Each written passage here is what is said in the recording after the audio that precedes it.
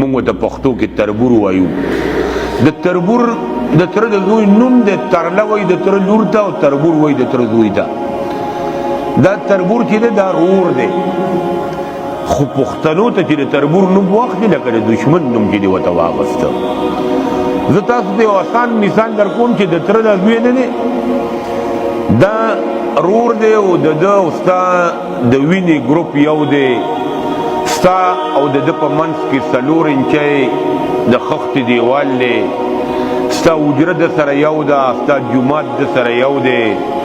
ستا پپو کرا ترور کرا که غم خادي وي دی به ملتې وي، ته به ملته کې وي، ستا مقبره د سره یو ده. د اختر په ورځ کې دی خپلو مړو له راشي،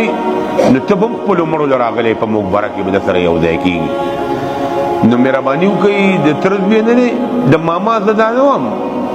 ماما هم د پلار حیثیت لري،